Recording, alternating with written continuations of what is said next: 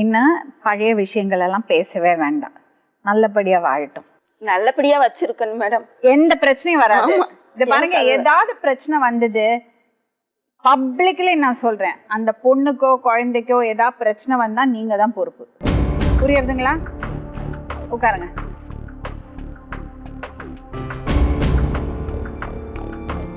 அவரை பாருங்களேன், ராஜா மாதிரி உட்கார்ந்துருக்காரு. அந்த குழந்தைக்கு எல்லாரும் தேவை. உங்க பொண்ணை சொல்லி புரிய வச்சு நல்லபடியா புருஷன் வீட்டில் கொண்டு போய் விடுங்க. சரியா?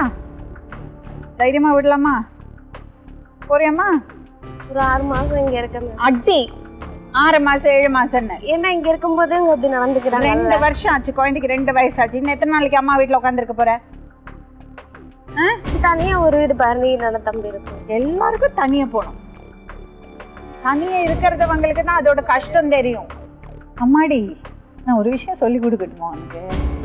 சண்டை இருந்தாலும் என்ன பிரச்சனை இருந்தாலும் நமக்கு கூட எல்லாரும் இருக்கிறதோட சந்தோஷம் தனியா இருந்தா வராது. என்ன வேணும் உனக்கு சொல்லு. என்ன பண்ண போறேன்? இங்க ஒரு வீடு எடுத்தோம். எங்க? திருச்சியில. உங்க வீட்டுல? எங்க வீட்டுல இல்ல, தனியா. ஏன் அவன் எப்படி அங்க வருவான் அவங்க அப்பா அம்மா விட்டுட்டு? இது என்ன நியாயம்மா இது?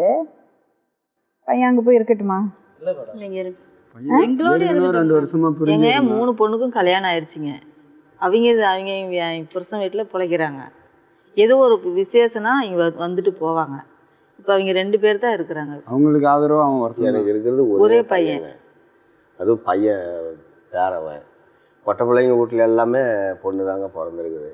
இது ஒன்று தான் நாங்கள் நினச்சி நாங்கள் பெருமையாக இருக்கிறோம். ஏன் அப்படி சொல்றீங்க? இல்லை சொல்கிறேங்க, பொட்டை புள்ள பொண்ணு பிறந்தா பெருமை இல்லைலாம் நினைக்க கூடாது. இல்லை சொல்கிறேங்க, இது எங்களுக்கு வாரிசாக இருக்குது. 2 வருஷம். பொம்பளை பிள்ளைங்களும் உங்களுக்கு வாரிசு தாங்க. அது அதிக நாள் பக்கத்தில் வராது இல்லை, அதிக நாள் பக்கத்தில் வராது இல்லை, அவங்களுக்குன்னு வந்து எல்லாம் செய்வாங்க. இதுதான் அதெல்லாம் நம்ம சொல்றது தானே, நம்ம கொண்டு வரது ரூல்ஸ் தானே. நம்ம உரிமை எடுத்துக்கிற மாதிரி தானே அவங்களும் உரிமை எடுத்துக்குவாங்க. நம்மளுக்குன்னு பேர பிள்ளை இருக்கும்போது அதை தானே நம்ம உரிமை கொண்டாட முடியும்.